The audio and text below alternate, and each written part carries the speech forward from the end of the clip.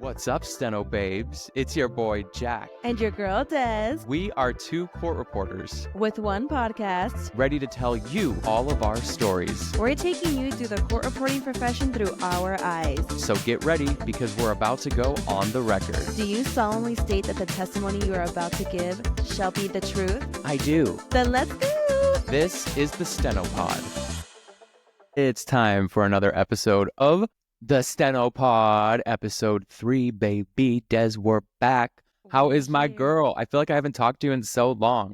I know, it's been so long. I have literally been working so much, but we're doing great. How are you? How's work? How's everything going? Good. Everything's good. I literally just got back from work. That's why I'm wearing this outfit, which leads us into the title of our episode this week. We're talking all about what to wear, how to look, how to dress, how to act in a job. I feel like as new reporters, did you know how to dress? Because I certainly did not. I did not know what to dress or how to wear or nothing. I mean, I feel like I got the vibe. I feel like it's also easier for guys to just like throw on some business cash or some business attire or whatever. But I do think it took me a while to find my groove. And now, honestly, I'm really simple. Like, I don't really wear anything crazy. It's usually always just black on black and then like a nice tie and a tie clip. See, and that's where I get really jealous because that's not for women. We cannot do that. We have to like have the everything matching, the shirt, the this, the that. Oh, we have to do our hair a certain way. You know what I mean? You guys it's so easy. And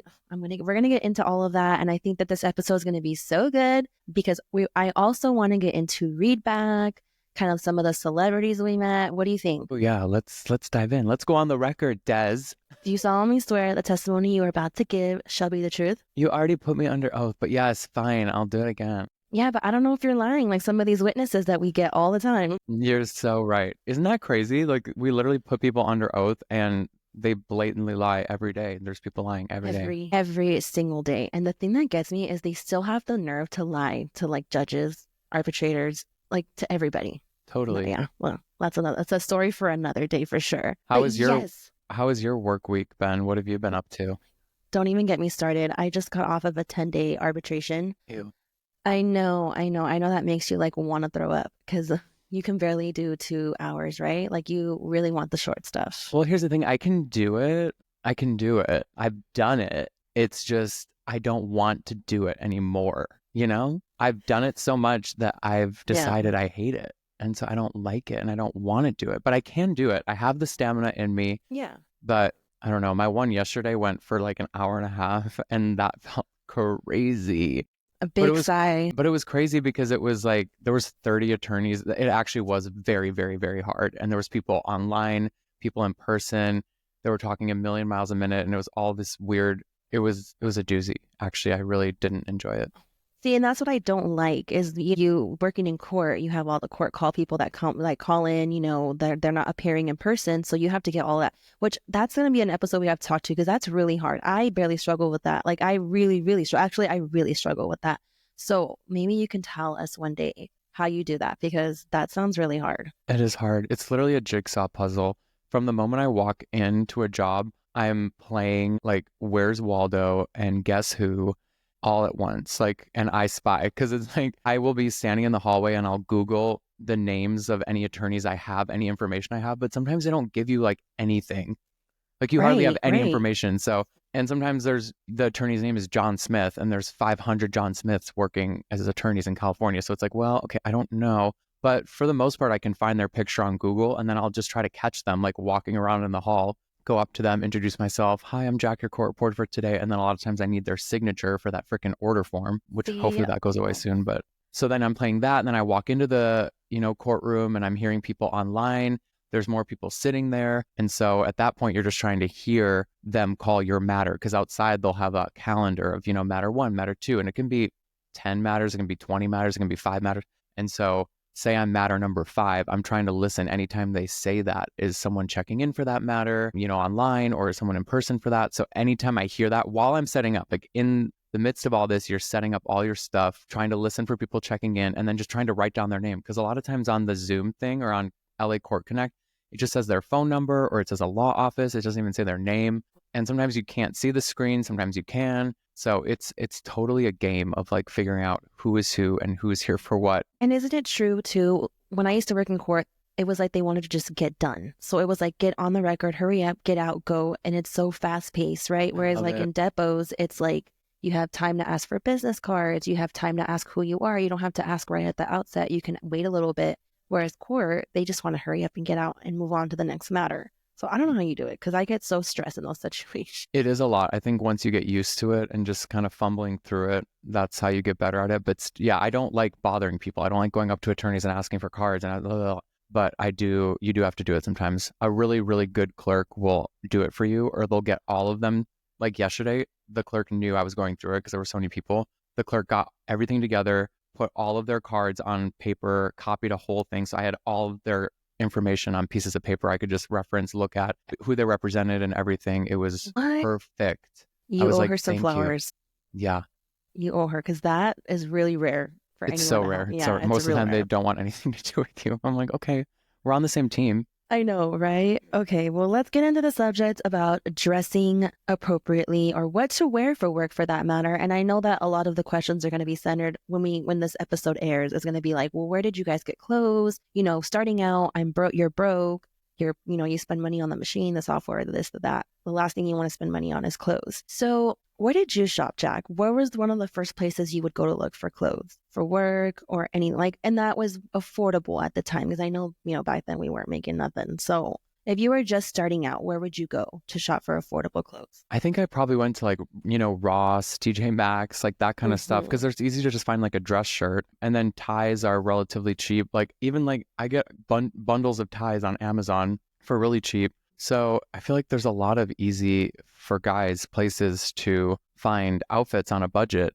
I think even in the beginning, I don't remember actually like shopping for anything. I just remember being like, okay, let me look at what I got. Everyone has a dress shirt, throw it on, even if you have to repeat it a couple times, like while you're getting going. So yeah, you definitely don't have to like buy all the Gucci right from the top, but you will eventually. I do have Gucci shoes for sure. Oh my God, you're gonna have to show me those one day because I love anything Gucci. Gucci has the best stuff. But anyways, what I love to shop where I went is Target. Target has so many Mm, affordable tops. They even have Target some is cheap. good. Yeah, they even have like blazers too for cheap. Like you said, TJ Maxx and Ross. TJ Maxx, some of my favorite pieces have come from TJ Maxx, which I think is crazy because you have stores like Ann Taylor, Kohl's, all of like H&M, all of those places that are so expensive. And then you find these pieces at TJ Maxx and you're like, oh my God, well, not only was it inexpensive, but it's really cute. It's lasted me a long time. And I don't think that one thing I don't like that schools are not stressing enough is dress to impress, right? First impressions matter. I hate to admit this, but I think that people take you seriously when you look professional. And if you're going to go to work in a cardigan or just like tennis shoes, I don't know. I feel like you're not taking that serious. Well, absolutely. No, I feel like even in school, I tried to, now I wasn't wearing like, dress clothes every single day, but I tried to at least like have jeans on and not have like people literally would show up in pajamas like to school all the time. Stop. Yeah. No. And I What? get it, but especially now when people are online, I'm sure people are just like wearing literally whatever. My God, yes. I'm like, what? Even when attorneys show up in like jeans or a casual shirt, I'm like, there's no way you're representing clients like this. Yeah, I it's don't care weird. how casual this is or if it's just a regular, like little workers' comp job. No, you need to dress professional. I don't know. That's just me. We are in the legal field, I feel. Hmm. So I don't know. That when I told you about my friend showing up to work in shoes, and Jack, she works in your arena. She works in court. Is she She's your not, she's friend or on is she your friend? I told her I was going to mention this. I told her I promise I won't say your name, obviously, but I need to use you as an example. Oh, so she knows that like She she knows told you know. me. Oh, She she told told you. me. And Yeah. did you say Like, something like, really, you wear that? I was like, what? I was like, say that again. She's like, yeah, I just want to be comfortable. I'm like, no, there's no way you're showing up to court wearing tennis shoes. And she's like, well, their matters are just so short. There's no point. And I was like, but still, there's no, like, okay, how are we going to tell attorneys, well, we need to know our worth and we're worth these rates, right? When this is how we're dressing. I don't know. Do you feel the same way too? Oh my God, 1000%. I just feel like, yeah, how can you show up and, offer this work product and not back it up with like presenting yourself? I don't know. It just like, I feel like it all goes in one. So if you show up looking a mess, you're going to give mess energy. You're going to give like a messy transcript. You're going to write messy. I think it's too like a mindset. Like when I look good, I feel good. I feel ready to write. I feel ready to be a good court reporter because I know I look good. So I feel like that ties into it too, like how your mindset is and how you feel when you dress better. And it's not, again, we're not saying like go out and buy the most expensive. That's not what it is. It's just look presentable. So what does that look like for women, for business? I mean,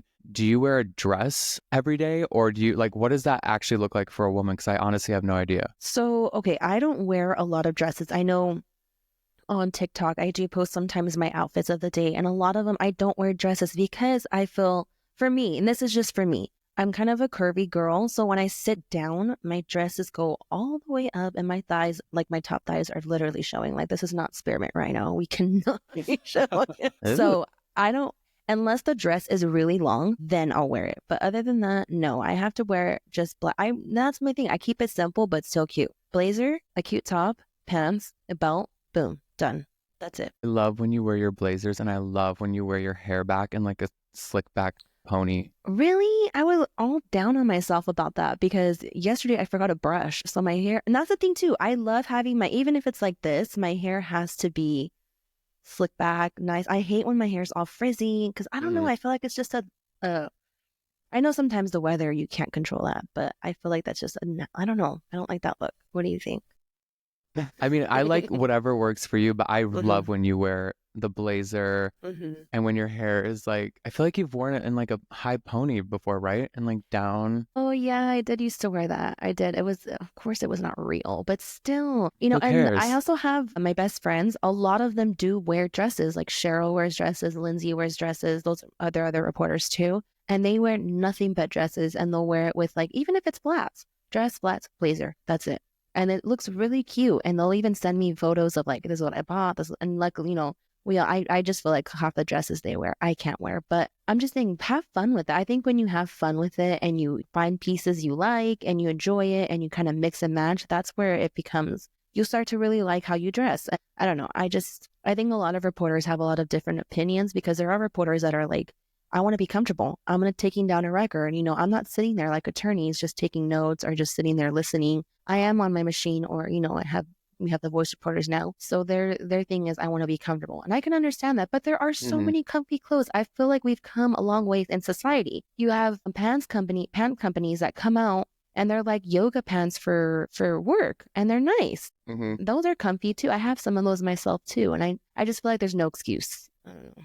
That's me. Yeah, I think so too. And I think if you're a student, like you should start playing with it now. Like even if your classes are on Zoom or whatever the case may be, wake up early, wake up, 20 minutes earlier than you normally do and get ready. Wear an outfit, start messing around with it, seeing what you like, seeing what's comfortable, and also notice how it changes your mindset and how you write and it changes your posture. And I feel like it's a whole, again, like I was saying, it's a whole package and a whole deal with your energy and your vibe and how you are a court reporter. Like you have to dress. It goes with the package. Yes, and you feel better. And then when you feel better and you're in a good mindset, you write better and you have a good day. And I feel like it's all in your, I don't know. Yes. You know what I mean? I say Target is going to be your best friend. TJ Maxx is your best friend when you start out, Ross. And you know what? If my parents still do it, give me gifts. I asked for when they would say, what do you want for your birthday? What do you want for Christmas? Clothes, work clothes, or give me a gift card so I can go shopping. That was like my That's good. biggest thing. Yeah. Was asking. My mom bought me so many clothes for my birthday and Christmas. And that got me through like a couple paychecks. And so when I got my like first big paycheck, I was like, I want to go to Kohl's because Kohl's was good too, but Kohl's can be expensive. So I think just to start out, I think 4 outfits is perfect. Just 4, because you're not going to be on the same case unless you are. There are reporters that are, but I think the first month, that's perfect because there are reporters too. And I'm not going to lie, I'm guilty of this too. Sometimes I wear the same thing. If it's the 2 different depots, like, come on, not the same attorneys. Of course. Oh my God. Yeah, exactly. Yeah. No one's like looking at how much you wear it or whatever. It's not the fucking Met Gala. Excuse my language, but where they're like, you wore that at your depot yesterday. Yeah, no one's paying attention, and half the time they're not even staring at you. Which people are gonna say, well, if they're not looking at you, what does it matter what you wear? But if Right. I feel like when you dress nice, they see you, but they're not paying attention. But they're gonna pay more attention when you're not dressing nice. That's what I think. Maybe I'm an outfit repeater, but you're an outfit rememberer, which is just as pathetic. Do you know what that's from? Lizzie McGuire. I Oh my did a God. freaking TikTok on it. You didn't see it? No, wait, you're so good. I feel like I quote that all the time and no one knows what I'm saying. I'm like, okay, well, there goes that. I'm like a huge fan of Lizzie McGuire. I can watch the season, just kind of like Laguna Beach. Oh my God. Tell me you watch Laguna Beach. I don't watch Laguna Beach. Never Okay, seen Jack, I'm gonna have to find a new it. co-host. Sorry. Just kidding. Okay, Sorry. okay. So now that we've gone into that, let's move into the most infamous topic that I get asked all the time. I'm sure you do too. Yes. Read back. Ooh, read back. I need to ask you an on-the-spot question. Okay. I know you're not gonna like it, okay? But I need to ask you, what do you do in the event you're asked to read back and you don't have it? Gosh. Or you look at the question and it's filled with untranslates. Mm-hmm. You know it was a bad one. Mm-hmm. Oh, What it's do the you worst do? feeling. It's the anxiety. My I'd rather thing get is- arrested than to. Yeah. My thing is if it's that bad where literally there's nothing, which honestly I can't say that I've had it where like, oh my gosh, there's literally nothing on my screen. But if it's nothing or if it's super, super messy where it's like, this doesn't make any sense, then I kind of backtrack. And because the attorney will be like, wait, can you read that back? Or wait, what did they say? And I'll just look really quickly and be like, oh, I was just about to say the same thing. I didn't get that. Can you please repeat?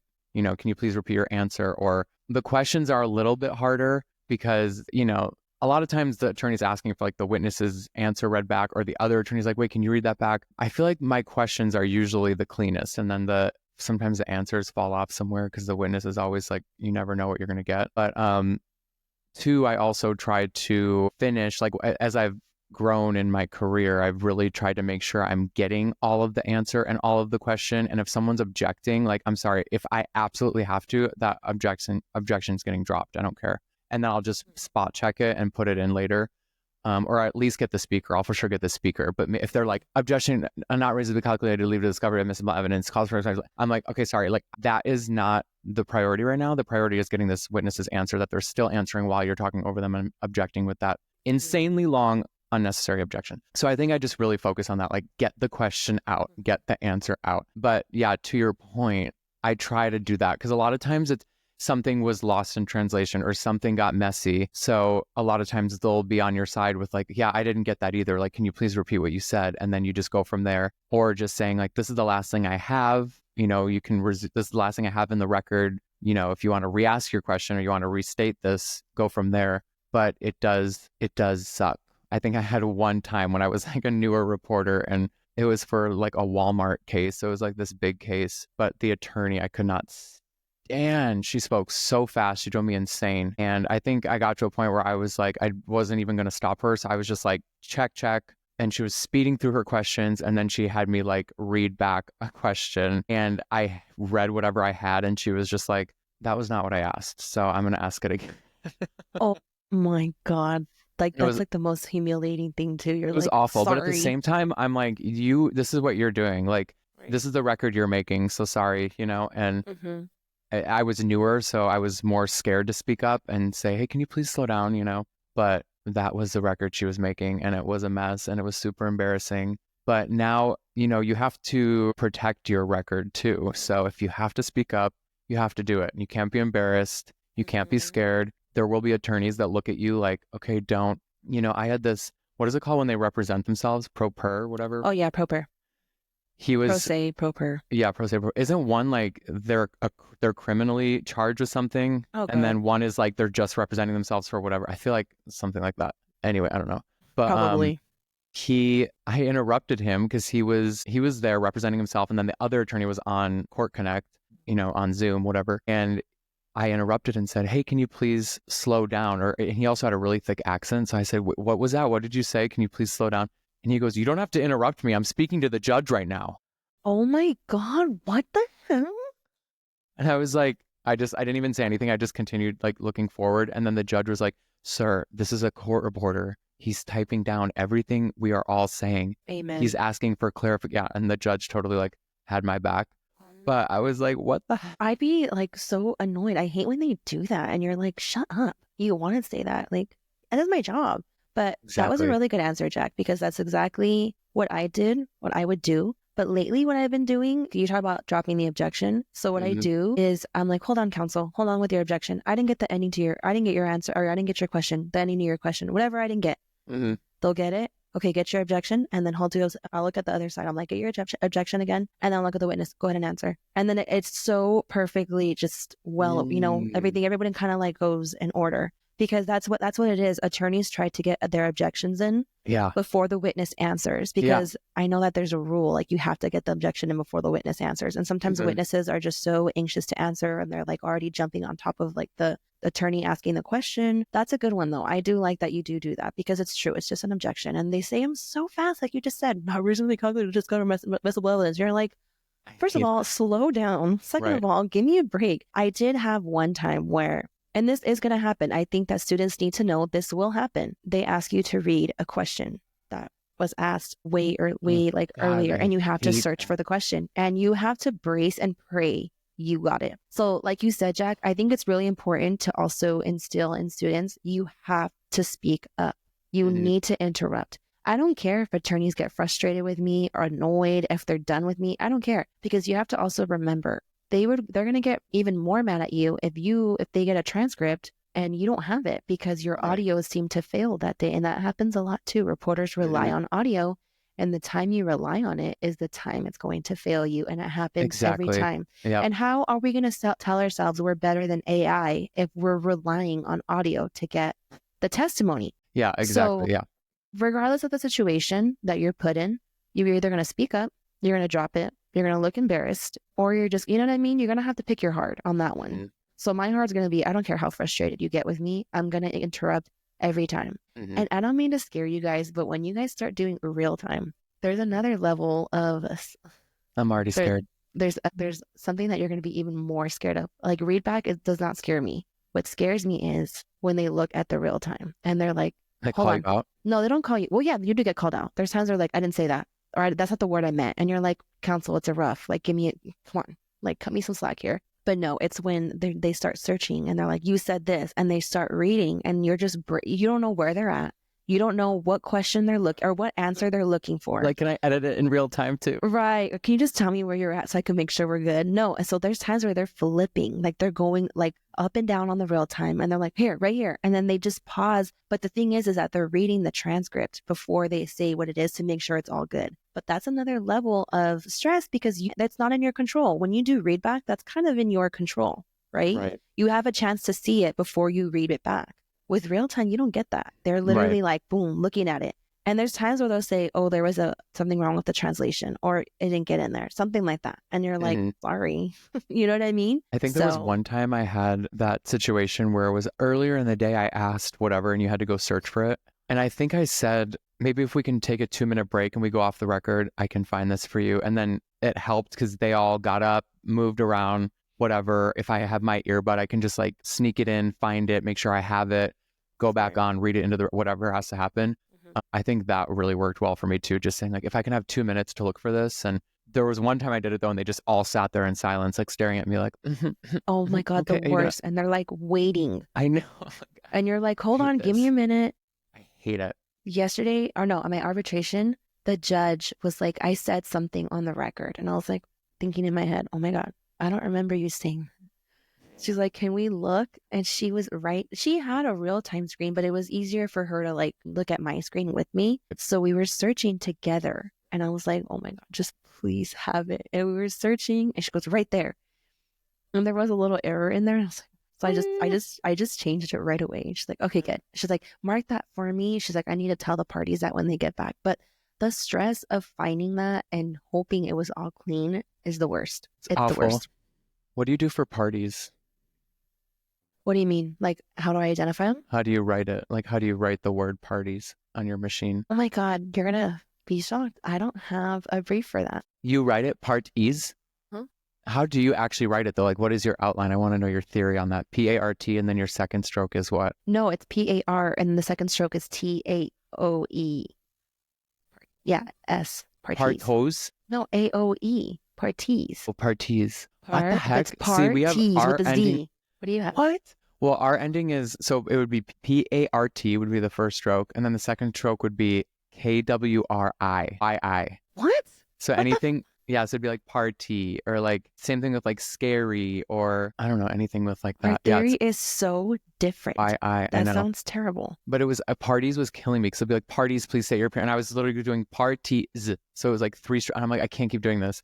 So now I just do PARZ, PARZ. Oh, I love that one. I'm gonna adopt that. Mm-hmm. I It's really love good. that one. We're not even Okay. at brief of the week yet, but there we go. We have a You're sneak gonna peek. laugh at my brief of the week. I can't wait. Okay, that's coming. That's coming.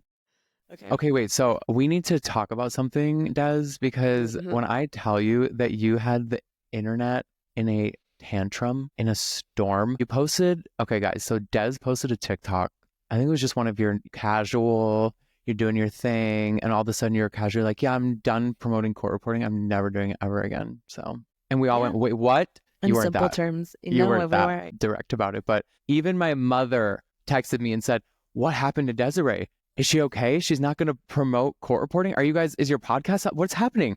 I was like, That's no, so like, cute. I was like, I know where she's coming from. We have to explain this. We'll probably explain it on the pod. But so I think I know where you're coming from with this. But do you want to tell people what you really mean and why when you say you're not as, it's not, I think promoting is the wrong word, but I think putting glamorous terms and things out into the world about court reporting is not going to be as popular for both of us anymore, right? Because it's like Right. we got a lot of people interested in this profession because of the good and the positives, but the truth is there's more to it, and you can't expect to graduate court reporting school and be making $400,000 a year your first year, or even 100. I mean, it's hard to make 100 grand your first year. It is like you have to Right. really be working your butt off, because at that point you should still be scoping your own work and doing all that.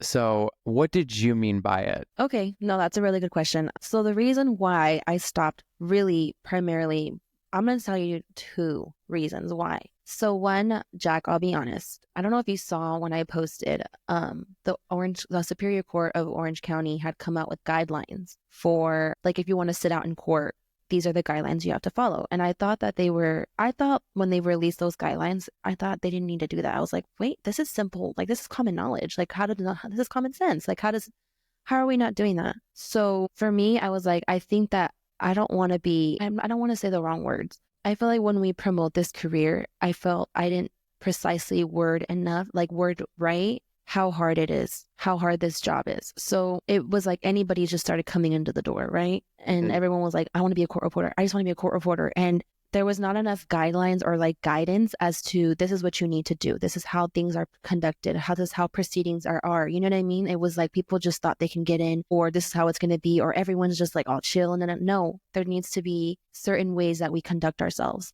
And I didn't do that. I didn't. I promoted it based off of income, and that's where I went wrong. So that leads me into the second point. It took me 8.5 years, I think, to get to where I am now in my career. I didn't get any of these jobs straight out of school where I'm working the way I do now, where I am with an agency who gives me good work. So, and I was talking to a colleague and she's like, you're going to have to be careful how you promote this because not everyone is going to get the same opportunities that you currently have. Mm-hmm. And I did certain things. I was at the bottom of the barrel. I know people seem to think that there's a shortage and they're like, we're just going to get all these jobs. No. That is far from the truth. There are still jobs I consider myself to be in line for still. And I say that because there's so many Steno reporters ahead of me still who have more experience. So you have to work your way to the top. And I think that I was telling people when I was promoting was you're going to start right here. You're going to be right here when you get out. And you're not. You're really No. not. I started all the way right here. Mind you, Jack, before Zoom was a thing, I was in West LA for a 3:00 Dr. Depot. And mind you, we didn't have bonuses back then, or we didn't have per diems, appearance fees. I didn't have any of that. I would go to West LA at 3 for $350 minimum. And that was it. Yeah. Nobody wants to do that. Not even newbies. I mean, I don't blame them. That's a 3-hour drive right there. So I think that I went wrong promoting the field up here, saying you're going to be up here and you're not. You may not even get like, you know what I'm saying? Not everybody, Totally. you know what I'm saying? And I'm going to share a message, actually a comment. I've never told anyone this, but this is what was the icing on the cake for me. And this is what kind of, I'm not going to lie to you, it pissed me off. I had already stopped posting the day in the life videos, and I told my husband, I'm just going to give it a break and see, I'll come back to it. Mhm. And then this was what did it for me. I thought, this is it. I'm done. This girl commented on my video, and she commented on a video that was old, because I know if she would have commented on a video that was new, where people were commenting and it was still kind of a lot of engagement in the video, she wouldn't have commented this. So she waited for her time to do it on an old video where nobody saw. She said, I like you promoting court reporting as well as others, but I just gotta say, plenty of you don't and won't offer guidance as to practice times or what may or may not help in this career path. So basically, it's useless. And that pissed me off, because I thought, I can give a practice guide to all of you, to all the students. I can say, here's your practice guide. It's not going to work for everybody. No. What your struggles are and my struggles are completely different, right? So when she said that, I was like, I'm done. I am done. There's a lot of us started school and there was no social media or reporters on telling you what to do or anything. We just did it. Right. I mean, Totally. you can kind of chime 1000%. in on that. My gosh, absolutely. I had no idea. I mean, when I started court reporting school, again, I had no idea freelance court reporting was a thing. I didn't know what a deposition was. So I was in school and I was like, I'm going to be a court reporter. Like, yeah, I'm going to sit in court Monday through Friday, 9 to 5. Like I literally didn't know about the field. Remember, Des and I learned on the machine. You learned on the machine, right? With the ribbon and the ink. Yes. Yeah, we talked about that Yes. in the episode 1. Like, we learned on the oldest machine that spits out the receipt paper with like ink. Um, and I think, you said it's your fault and you blame yourself and whatever, but I think it's not your fault at all. And because I'm at fault, I guess, for that too. But it's because we're always told like there's such a shortage. We need to get more people in this field. And we're told by our Yes. school and our colleagues. And I was so sick of people saying that and so sick of people complaining about it, where I'd be like, well, what are you doing about it? What are we doing about it? Let's do something Right. about it. And I think that's the reason why we both started posting on TikTok. And unfortunately, on TikTok, you have to grab people's attention with a 30-second sometimes clip or shorter to hook people in. And with this career, it's multifaceted. There's so much to it. So to get people interested, yeah, we had to say like, hey, you want to make 6 figures a year and work from home? You have to say those cliffhanger sound bites to get people interested in what you're talking about. And then when people Right. started to really listen and follow and want to know more, then it's like, oh, okay, this is something, like, let's talk about it. And I get comments like that too, where, you never talk about this, or I really want to know about this. And the thing is I have talked about it. I have TikToks where I talk about the practice routine or this or that. It is hard for me to give an explicit black and white thing because I'm not a teacher. I don't, and what worked for me, I can't really say there was a specific thing that I can, grab hold of and go, this is the answer. This is what worked for me. Truthfully, what worked for me was listening to my teachers, listening to the people at the school, giving me the homework, doing the homework, practicing whatever they gave me. That's what I did. I just did the program and the way Right. I knew how. Exactly. At the end of the day, you just have to do it. And that's really what it's going to always boil down to. And, this is another thing too. I'll give you another, there's like maybe 5 or 6 reasons why I'm like, I'm done. So, I stopped talking about income, right? Because my lovely fellow colleagues, some of them started to really, I was getting so many comments, like backlash comments, but I finally started to stop because I was at work one day and I was with a videographer, and he said, there was a reporter I was talking to one time, and she said, why does Desiree always get all the good jobs?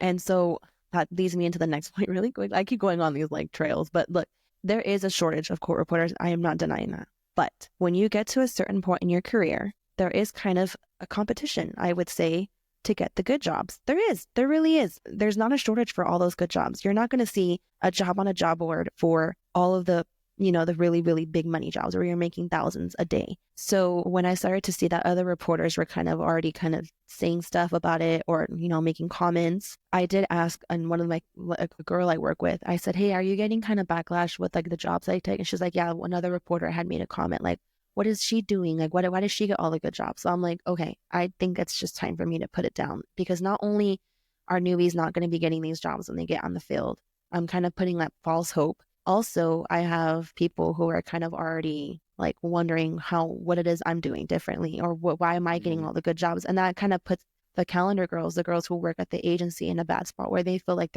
I'm their favorite. And it's not like that. It's not like that at all. There's enough work to go around, but there is kind of a competition. Like I told you, Jack, there's a lot of jobs I haven't done. And there was one time I was on an arbitration and I had a 3-day arb.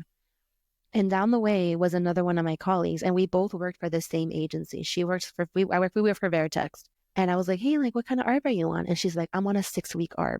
And she's like, and they want daily transcripts. I know she probably made 6 figures on that ARB. I was a little jealous. I was like, I'm not gonna lie, I'm a little jealous, but what am I gonna do? Oh, there's a little bit of, I just didn't want to be put in, like, you know what I mean? Where I feel like I didn't want reporters to think that the agency I work with was favoriting me in any way, shape, or form. Totally. No, you like did your time, you put in the work. And even when we had Yes. Whitney on last episode, I remember her saying like they've heard everything from clients about reporters, like, well, this one showed up wearing this, or this one wouldn't stop talking, or this one wouldn't. So Yes. sometimes, you know, as in need as court reporters are, but sometimes for when it comes down to maybe a big job like that, it could come down to something really stupid and little like that. Like this court reporter showed up, you know, late, or this court reporter wouldn't stop talking to the attorneys and didn't know like Yeah. social cues and stuff like that can come up. And then, yeah, you're right. It does come down to a little bit of a competition of like, okay, who have we never had a complaint from? You know, send her. Or it could end up Yes. being something like that. So I So totally true. understand that. But I think too, I don't want to, you know, discourage people or, you know, not take away the light from the career, because there is so much light and so much positivity. But we just want to be real and upfront. And you know, I think it was Matt Damon, that actor. I was watching an interview of him and he was like, well, people ask me all the time, what advice do you have to be an actor? Like, you know, what do I need to do to be an actor? And he always tells people, don't do it. Just don't do it. Really? And then he says, but if they really want it and love it, my advice won't matter. You know what I'm saying? Oh, that's a good one. So I kind of like that mentality a little bit of like, you know, not, we're not saying don't become a court reporter, but just if you have the grit and the passion and the love for the career, it truly doesn't matter what you hear about it. You're going to persevere, push through it, and you're going to get through it. And you're going to get out of school and you're going to start making your career path. You're going to take, hopefully, I think a deposition is a great way to start your career. Like get out there and take a half-day deposition, see how that goes for you, see what you like about it, see what you don't like, you know, take a workers' comp, take a personal injury depo, and see what happens. If you are dead set on court, I mean, a lot of courts, honestly, I've seen they want a year experience, like they want you to have a year experience doing depots or something before applying to the courts. I think they're a little more lenient now because they're still really in need.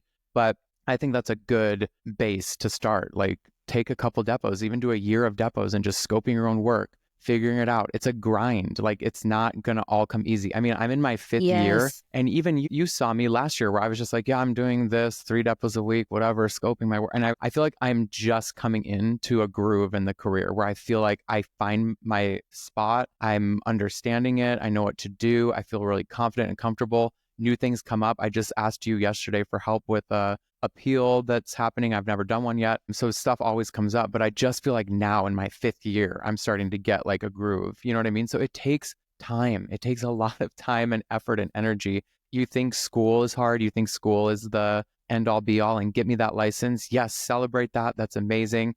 But school is the easiest part of this career, I think. So true. No, Don't I you think? agree. No, I I mean, agree. my CSR was 13 pages long. Yeah. When was the Yeah. last time you saw a 13-page script? Oh my God. You know what I mean? Yeah.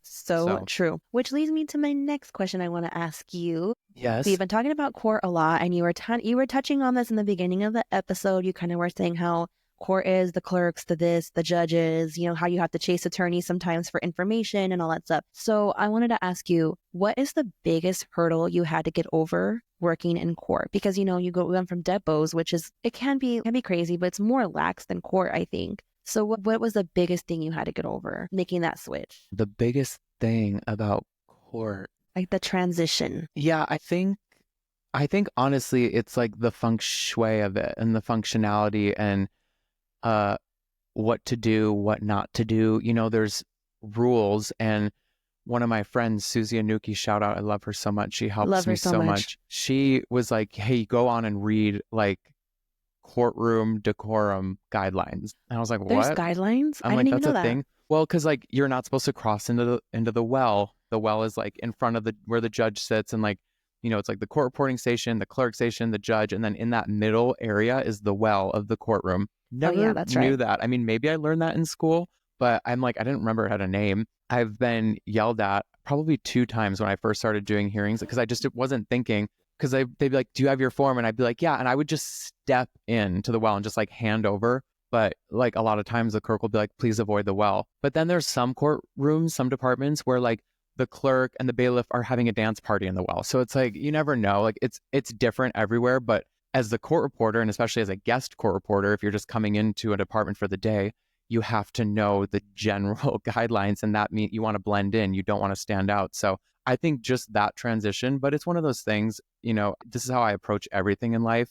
You don't learn unless you try. You don't know unless you try. So you have to, if you try and you fail and you get embarrassed because you failed, then whatever, you learned. I'm not going to do that again. It's not going to happen again. But that's kind of the mindset you have to have, I think, in this career too, where it's like, I'm going to do this. If I get yelled at, if I mess up, whatever, at least I learned. So it's just kind of adjusting to that, and getting more comfortable with going up to attorneys and introducing yourself and, making them feel comfortable that you're their court reporter and that whole kind of aspect about it. But honestly, I'm really liking it and got into a groove, and I feel like I'm finding my place and my voice. I think it's also helped my confidence too. I feel like on Zoom during a depo, it's kind of easy to just fade into the shadows of the proceeding, and it's harder to speak up and command a Zoom room. It's easier to have a presence in person in a deposition or court anywhere. So yeah. I agree with that. I definitely agree with that. With the Hmm. whole you can fade out or you're just, there and on Zoom, whereas in person you kind of feel like you're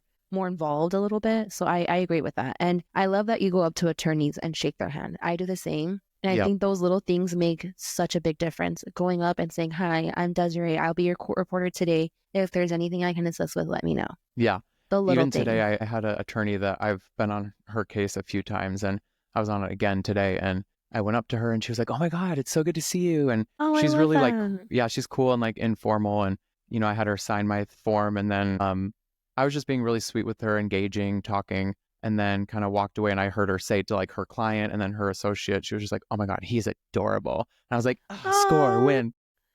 that is But cute. it's cool like that too, because then it's like these people a lot of times they'll ask for your card, like they might call you for their trial, and you could it's you never know what business relationships you're forming in this career. You never know who you're talking to and what they could call you for. So Exactly. That is a Mhm. really good point. I didn't think about that. That is really true. Okay, I have a question for you before we talk about our like the celebrity cases and what this or the case of the week, whatever. Mhm.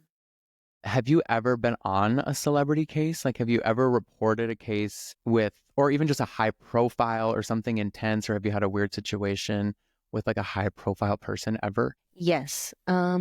I can't talk about some of them. So I can talk about one, but I can't Dang it, go into details. I'm gonna press stop right now so you can just tell me. I know, right? Okay, well, I did ask if I can speak about me meeting this person. I just can't talk about the details, obviously, of the case. Mm-hmm. There are some that you sign, I forgot what they're called, confidential something. And Non-disclosure agreement or whatever. I don't know if it's an NDA. I think it's, Something else. I forgot what it's called. I'm blanking on it, but you sign something basically saying, you can't talk about that. Protective order. There you go. It's a Mm-hmm. protective order. So you can't say anything. You can't even talk about nothing. So those kind of cases, obviously I can't, but I did meet recently, Irv Gotti. I don't know if you know who that is. Like Wait, who Ashanti, is that? What's Love, Yeah, oh my God, I love Irv that. Gotti, or like, what is the other one? All of Ashanti's songs. So did you know that Foolish by Ashanti is about him? See I didn't my even know that. days are coming Yeah. down, but Okay. I'm hurting while I'm with. And though my So good. heart can say no more. Okay, I swear you can be in the healthiest relationship, marriage, but that song comes on, you're heartbroken all over again. Mhm. So that's sorry for another day. But okay, I met him. And I'm not even gonna lie to you, Jack. I was so excited when they were like, Irv Gotti will be here tomorrow testifying. And I was like, that's my childhood right there. Like the 2000s. I grew up on that. So I was excited. And then he comes in and he's walking in a cane with a cane. And Oh, I'm like, oh my God, what happened? I just listened to you 2 years ago on a podcast talking so much smack about Ashanti. What happened? he's And old. no, he had a stroke. He just didn't take care of himself. And Oh, that's why I think I preach about this a lot. taking care of yourself while you're working and being a reporter, Hmm. because seeing him, he had a $50 million deal to sell, and this is online, so it's not like I'm not talking about anything that's not on the internet already. Hmm. He had a $50 million deal to sell half of Murder Inc. and all of that money, and that's what happened. His health took over, and he unfortunately looked just different, and he could barely form sentences. It was really sad, but That I is really sad. loved meeting him. I wanted to get his autograph so bad, but you're not allowed to ask for that. You're not Was he allowed to. nice? Yes, he was very nice. He was very nice. Well, Whitney, she didn't even was it Whitney or Cameron? So we had Whitney on last Hmm. episode and then her twin sister. So they own a court reporting agency, but they're also both court reporters. I can't remember which one or if it was the same one, but one of them I'm pretty sure did Will Smith's deposition for something Oh, I think I saw the picture to that. and got a Right? picture. Yeah. Yeah. Yeah. And I don't know how one of she them did did it. Justin Bieber too, and they got a picture with Justin Bieber. Yeah, I'm like, maybe they asked like their attorneys, like, hey, is this okay if I ask? Or I'm sure they did the I right, all this know. right steps. But yeah, so I feel like sometimes it's okay, Yeah, and then you sometimes it's definitely like, read the room, mm-hmm, because the case where I had Irv Gotti, it was a very, very like contentious case. Like they were fighting over everything. The other side was really upset with Irv, and Irv was upset with the other side. So it was one of those things where I was like, there's no way I can ask for a picture, because they're gonna be like, really, court reporter, whose side are you on here? You know what I mean? Even though you can't choose a side, but right. you know what I'm saying? So I really wanted to take a picture with him. And then I did meet one time Kevin Hart. I can't talk about what it's crazy how I met him or what case we were on. But let me tell you, I came home and I told Troy, I'm like, I did not know he was that short. And Troy's like, He's so short. yeah, Troy's like, no, he's not that short. I'm like, Troy, I promise on my mom, like this guy is like right here. And then we went to the wax museum, not like maybe like a year or two ago. And they have the celebrities, right? Yeah, They're like whatever. So and their height. Yeah, yeah, he's like, there's no way he's this short. I'm like, yes, he's super yes. short. I've He actually is an Oompa seen him in Loompa. person before too. He is Yes. tiny. Have you met anybody in this field? I know you met celebrities like outside Yeah, of well, court I know reporting. that's the crazy. Like when I first moved to LA, I worked at a movie theater in Hollywood, and it was like one of the most popular movie theaters. It shut down during COVID. I didn't know you did that. See, look at you. You're just like a celebrity in every aspect of your life. Oh, working in a movie theater. Yeah, it's so famous. But my two like closest friends, like my OG friends that I've had since I moved here, I love them so much, but I'm still friends with them. One of them was like our manager, and then another one I just worked with at the theater, but I love them so much. Enna and Rose, shout out, love you guys. But we met everyone, and I became really close with Enna, who was our manager. So she'd be like, "Oh my God, Oprah Winfrey's coming in. Like, do you want to Oh, help me escort her?" Oh my God, Justin Bieber. Like, I met Justin Bieber so many times, shook his hand so many times. is he He's so nice? short as well. Like, I'm like, I He's granted, short? oh, he's so No. short. Yeah, well, I'm like a little over 6 feet, so I'm pretty tall. But I would look down at him and be like, "Hi." Wait, Everyone you're was shorter. lying. You're not Mm-mm. lying. I mean, I am lying. I'm not lying. I know. Because he looks tall. And No, he's short. And you know who else is really short? Is Zac who? Efron. That is literally my crush. Me There's no too. way he's. My childhood crush. Literally, I made him a hot dog with mustard and relish. And he also got a hot dog for Michelle Rodriguez, I think her name is. I think he was dating her for a hot minute at the time. This was probably back in like 2015. He Um, but he was literally. so sweet. He was so nice.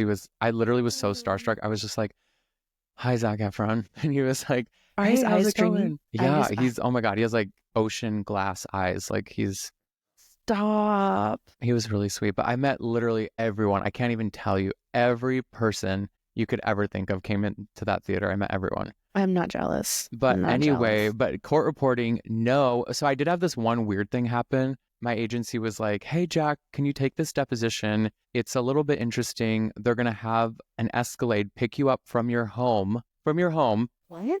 and they're going to drive you to a restaurant. And then at the restaurant, you're going to get into another Escalade, and it's going to take Okay. you to the job site for the deposition. And I was like, what the hell? If this is not Beyonce or Kim Kardashian, like, I don't know why the hell you would need me to be picked up. Like, you don't even trust me to drive anywhere. Like, I have to be picked up from my home, taken somewhere, jumping into another thing for security reasons. I'm like, this is crazy. So I knew it was going to be some huge, huge, high profile, crazy thing. I couldn't wait to figure out what happened.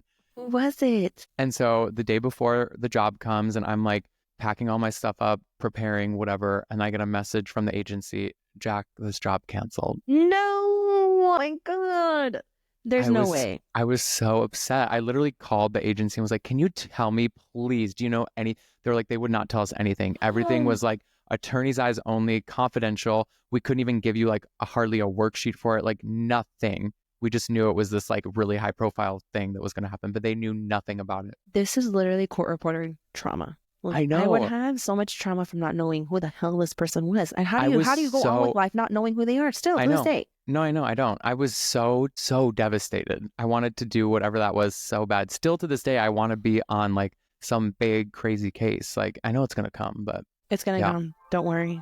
It's right around the corner. Well, shall we transition into our true crime series? Yes. Okay. So Do you last have, week, okay, so last time we talked about the Menendez brothers. yes. Do you have an update on that case? Is there an update already? Yes, already another update. Love that. Give it to me. You know, the new DA had said he would recommend the brothers, you know, whatever.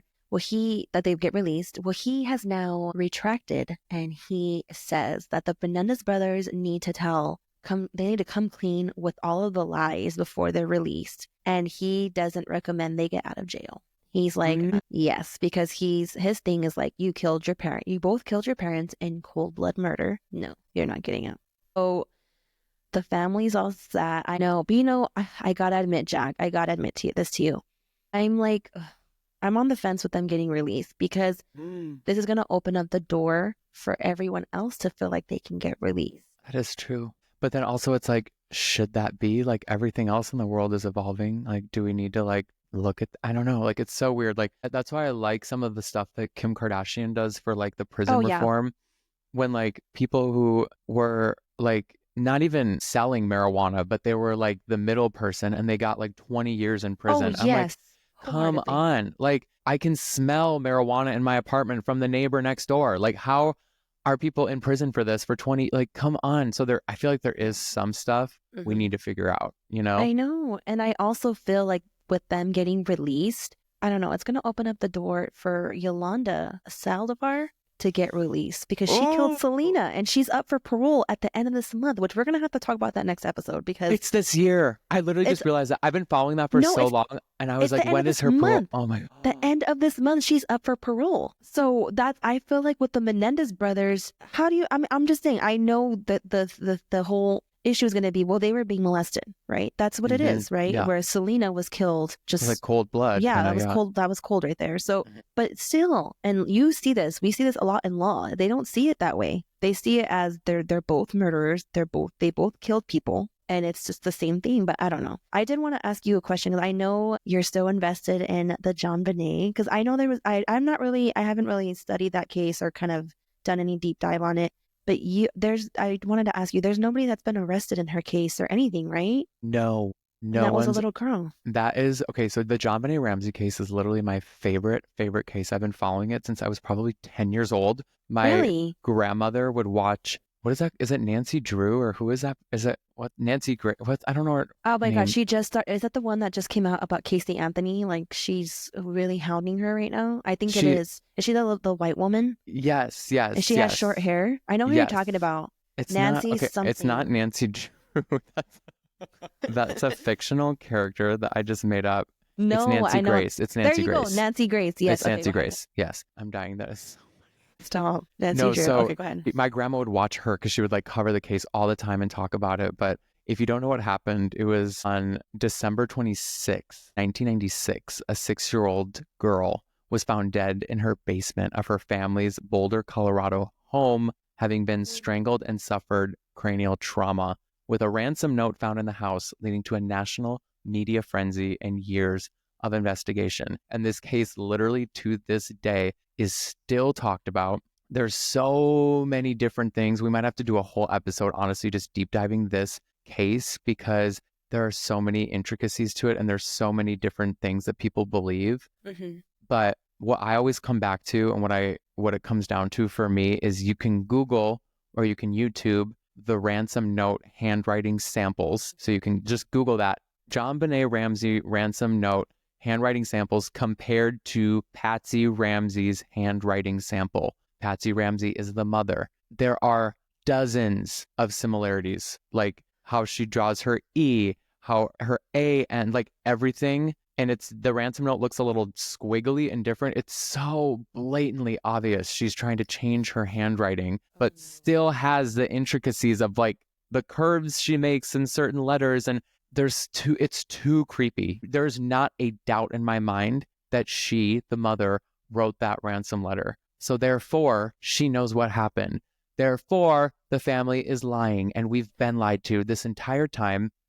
And it's really, really scary because the father, who's now in his 80s, is an old guy. He still, to this day, comes out and does interviews, and recently has been. Was it Netflix? I think he did a Netflix documentary recently. And within the first 5 minutes of watching this documentary, because once something new comes out about this, I am on it. Like, I can't wait to watch it. Within 5 minutes of watching this documentary, I knew already it's skewed. It's going to be biased towards the protecting the parents. And I hate that. I'm like, come on. Like, we've heard this over and over. And not that I'm trying to not be, I watched the whole thing and I was like, let me watch it. Let me like, give me something new. Give me something I can grasp onto. But they never talked about the handwriting. They never talked about any of the other things. It's all just in favor of him. And it drives me absolutely insane. And now at this point, I just think he's capitalizing on making more money for himself. Because why wouldn't you, I guess? But he knows they will never reopen this case. He knows they don't have the DNA evidence, even though he tells everyone we're literally being gaslit by this man because he tells everyone the DNA needs to get tested. There's more DNA. There's an unidentified male DNA. But if you really dive into the case, that's not the case. They said that so potentially a whatever chromosome there could be, but it's probably more likely from the manufacturer and someone making this underwear that left their DNA. And there's not enough evidence on either side to directly make an arrest or charge. However, there is so much effing reasonableness against the parents, and it drives me Oh my gosh. crazy. I had no idea about any of that stuff. And I didn't even know she was strangled. Yeah. Asphyxiation or whatever. That was that's what she was deemed to have died. But then you look and like her wrists were tied up, but they were super loose. Like she could have easily pulled her wrists out of this thing. I think CBS did a really good 2 or 3 part docuseries, and they went in. I mean, they literally replicated the house. They built a replica of the house, and they got a 10-year-old boy, because JonBenet had a brother, and they got a boy to reenact what they think might have happened. Like, is it possible that, because she had this huge hole in her head, huge gash, like, and so I'm like, I feel like that's probably what killed her, but it was a ruled strangulation thing. It just like, it's very clear that stuff was messed with. It was made to look like something it really wasn't. I truly think the son hit her with a flashlight over the head, because they found a flashlight at the scene. They even measured the gash in her head to the flashlight. It's the same exact measurement. What? Accidentally hit her. Yeah, it's like crazy. Like, and they brought in a stunt boy to do this and hit like an actual skull. And same thing, it left the same imprint as what happened in JonBenet's skull. Like, they had this evidence that they made, and it looks like it completely matches up, like what could have happened. And then I'm thinking the parents panicked and they staged this whole thing. I mean, there's just no way. How can it be a kidnapping, but then the intruder writes a 2.5, actually I think it's 3.5 page ransom note. They did all these tests where how long does it take, if you were writing as fast as you possibly could, how long does it take to write that ransom note? It took at least 20 minutes. So who is kidnapping a child, writing a 3.5 page ransom note? All the paper, the pen, everything was from the house. It was not outside. It was from the mother's notepad, the mother's pen. There was also a rough draft written that was 1.5 pages. Then that was scrapped, thrown to the side, and then the 3.5 page ransom note was rewritten. In the interim of all that, somehow you're kidnapping a child, but it's going wrong, and then you accidentally kill them, and then you're writing this letter, but the letter is all about ransom because you're kidnapping the child. But is the child already dead? Because the child was found dead in the basement. Like, it makes no sense. Okay, and I need to ask you this, because in today's world, if that happened today, they would definitely have a suspect. Because we've advanced so much and all of the technology. But I need to ask, we in today, and as being reporters, I see it all. I mean, we work in civil litigation, money talks. And I'm sure in criminal defense, criminal law, that's the same thing. We always see somebody kill somebody and they hire an attorney. That's great. The best in the nation. You're like, oh, they're walking, right? Yep. Do you think her parents paid off like law enforcement or paid someone off to kind of cover this, put this under the rug? Like, do you think? And Oh, you do? 1000%. Because a grand jury indicted them. Is that the right word? Yeah. That's the right word.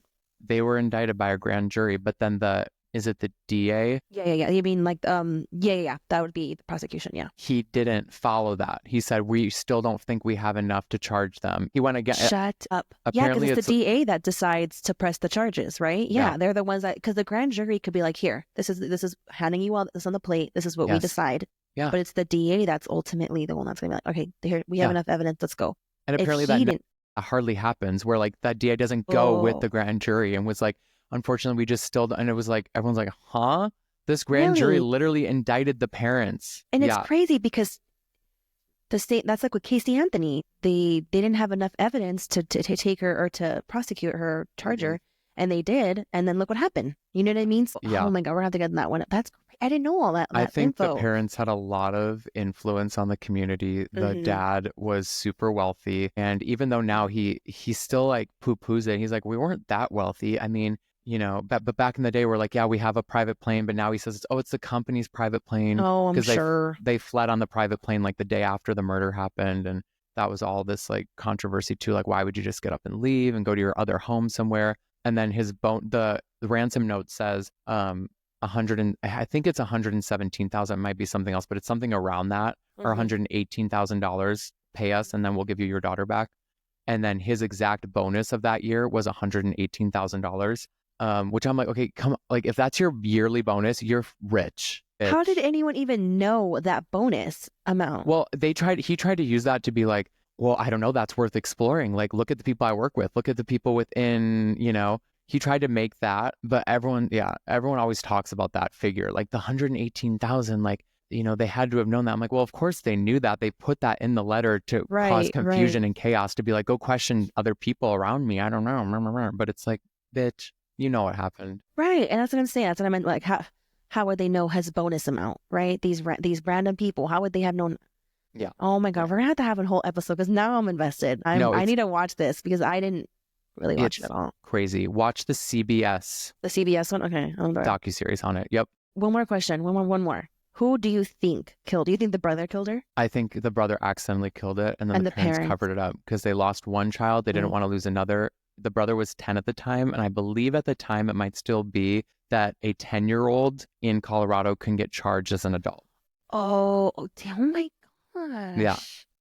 This is okay. I definitely am going to look into this because this is worth investigating. It's something. Just careful. It's a rabbit hole, and it's the most frustrating rabbit hole you will ever go down because you will never find an answer.